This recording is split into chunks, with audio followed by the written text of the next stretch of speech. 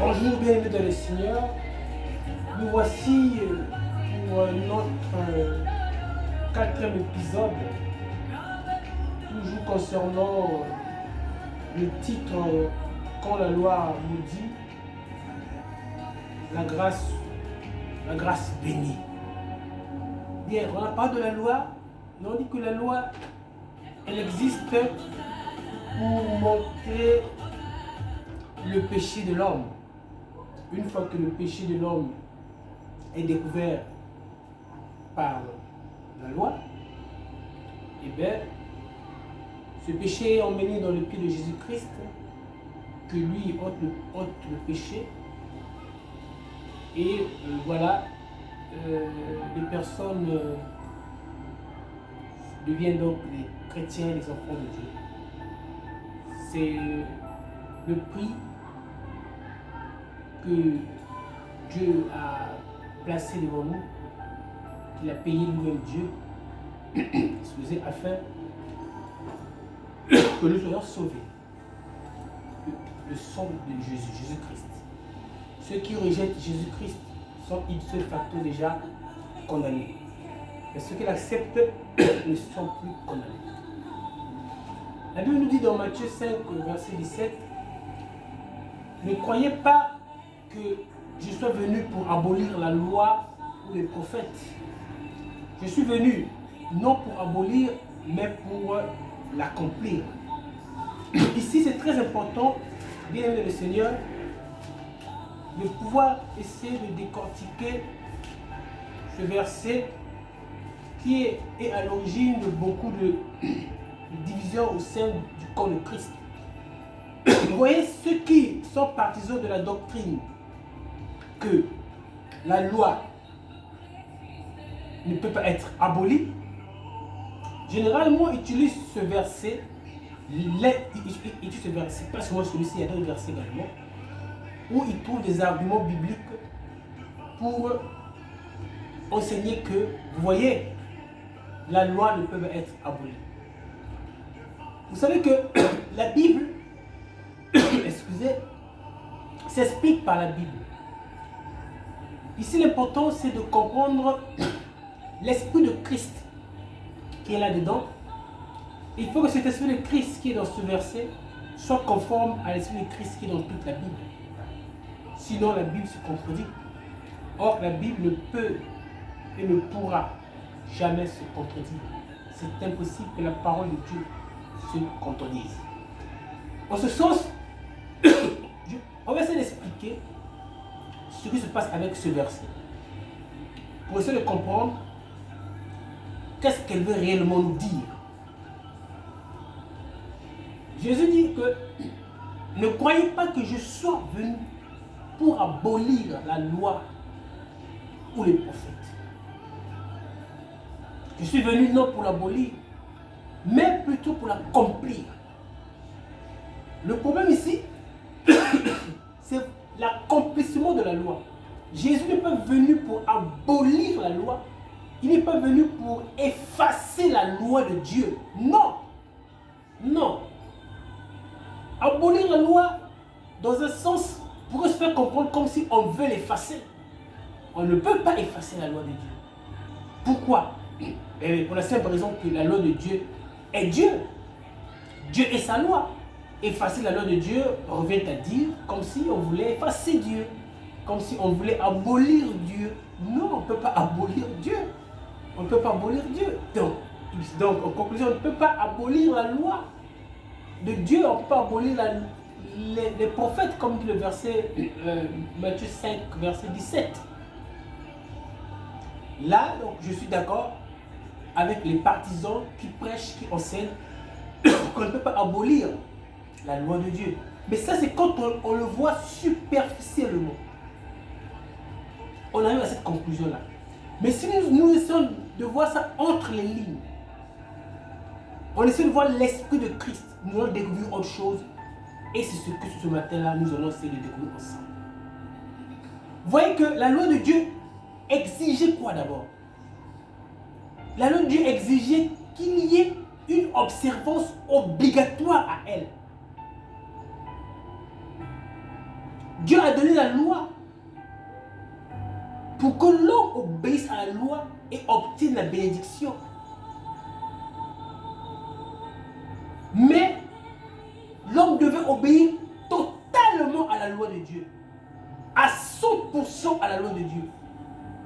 Il suffisait à l'homme de ne pas obéir à un commandement de cette loi de Dieu. L'homme se retrouvait coupable devant toute la loi de Dieu. La loi de Dieu, c'est un paquet. C'est un paquet. Où c'est tout, ou c'est rien. C'est un paquet. On ne peut pas prendre 20 versets, 20 commandements et ne pas respecter un seul commandement. Non. Nous savons que les 10 commandements de Dieu donnés à Moïse par Dieu, c'est des commandements qui sont très forts. Et si seulement il faut voir les 10 commandements de Dieu, je peux honorer mon père et ma mère, je peux faire tout ce que les 9 disent, mais si je convoite la femme de mon frère, je deviens coupable devant toute la loi de Dieu, devant les 10 commandements de Dieu.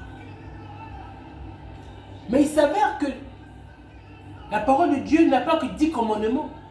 La parole de Dieu compte au total de 613 commandements. Dans les 10 commandements de Dieu.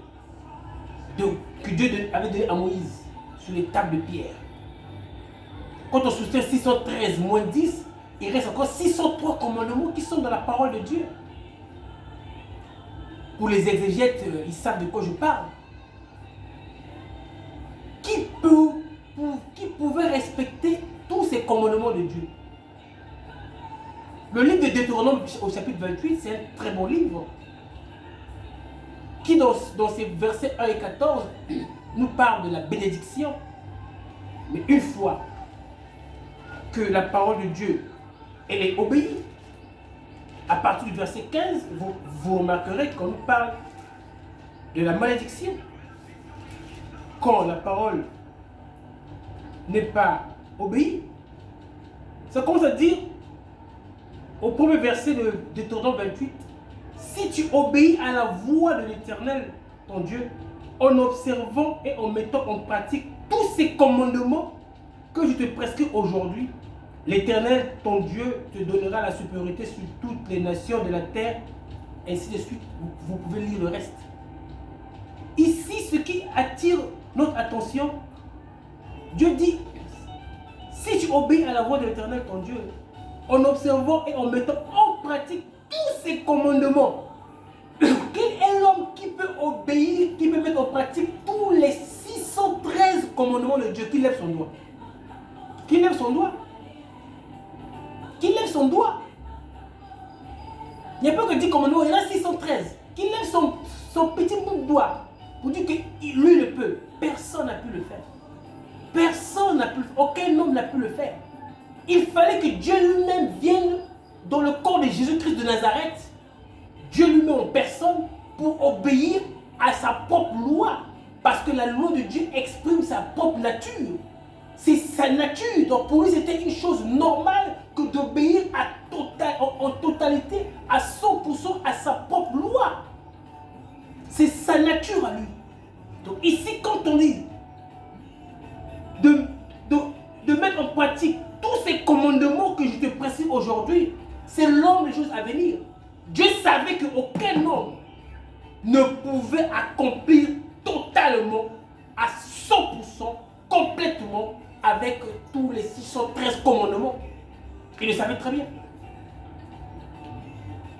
Donc le but de la loi avait été donné pour que l'on se rende compte de son incapacité naturelle à obéir avec tout le paquet. Tout le paquet des commandements de Dieu.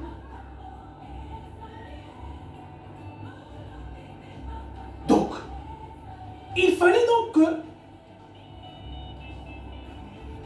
cette loi soit obligatoirement obéir. Il fallait obéir obligatoirement. Il fallait chercher un homme qui pouvait le faire, mais il n'y en avait pas. On ne pouvait pas s'en passer de l'obéissance totale de la loi. Il fallait obéir à la loi. On ne pouvait pas s'en passer. Moins encore l'abolir. On ne pouvait pas. Donc ici la question c'est de comprendre que on ne peut pas abolir une loi qui est encore en vigueur. Qui est encore en vigueur. La loi de Dieu est encore en vigueur. Pourquoi? Parce qu'elle cherchait à être accomplie. Elle cherchait à être accomplie. Tant qu'elle n'était pas totalement accomplie, elle était toujours en vigueur. Là, bien sûr, dans son observance par les yeux.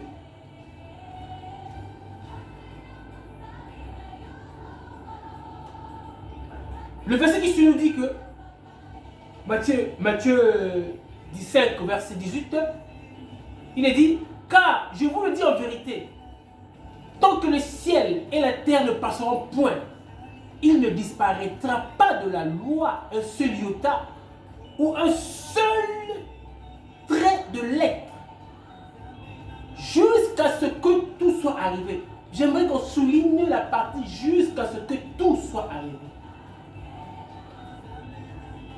Qu'est-ce qu'on remarque ici? Dans le verset 18 de Matthieu 5. Dieu dit que tant que la terre et le ciel ne soient point passés, on ne peut pas abolir la loi.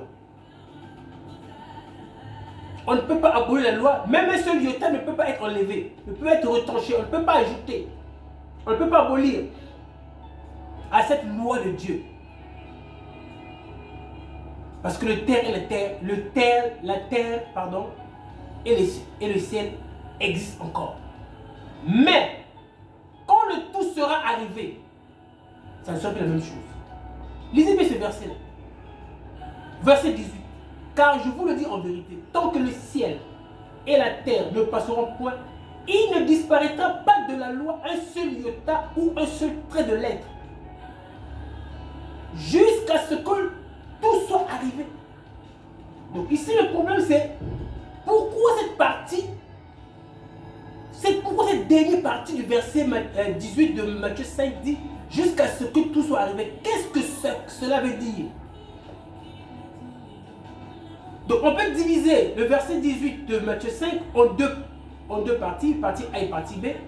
Partie A nous dit voici les conditions qui font à ce que la loi ne soit jamais abolie. Le ciel et la terre sont toujours là. Tant que le ciel et la terre sont toujours là, la loi demeure. Ok, c'est bon. Mais la partie B dit, lisez ça très bien, si ce qui doit arriver arrive, en ce sens-là, les éléments premiers changent. La loi ne peut que subsister jusqu'à un moment. Donc, la loi avait un commencement, la loi avait une fin. Elle était officiellement donnée à Moïse, mais elle avait une fin. On avait décrété sa fin. Et la fin de la loi avait été décrétée jusqu'à ce que ce qui devait arriver arrive. Et c'est quoi c'est? On va découvrir ça. Qu'est-ce qui devait arriver est arrivé finalement. Donc, nous avons cet élément jusqu'à ce que ce qui doit arriver pour mettre fin à la loi. Mais il y a aussi l'élément qui, derrière cette pensée du ciel et de la terre qui subsiste, la loi existe. Mais imaginez-vous un certain moment que le ciel et la terre disparaissent. Donc si le ciel et la terre disparaissent, la loi aussi va disparaître. Mais nous sommes dans le contexte où le ciel et la terre sont toujours là, la loi doit toujours demeurer là, mais cette même loi ce qui doit arriver va arriver, elle n'aura plus sa place. Pourquoi? Parce qu'elle sera accomplie. La loi, nous répétons, avait été donnée par Moïse, d'où son commencement. Et tant que le ciel et la terre ne passeront point, la loi ne pourra pas disparaître. Et donc la loi ne pourra pas être abolie. Seulement si, jusqu'à ce que tout soit arrivé. Donc, il y avait une condition capitale, très importante, à laquelle dépendait l'abolition de la loi. L'abolition de la loi dépendait d'une condition capitale très importante. Quelle est cette condition-là? Quand le tout en question sera arrivé, quand le tout en question sera arrivé, la loi disparaîtra. La loi sera abolie. Et donc, ce sera sa fin. Ce sera sa fin. Lisez très bien ce verset, Matthieu 5, verset 18. Lisez très bien entre les lignes. Entre les lignes, vous allez découvrir cette grande vérité cachée.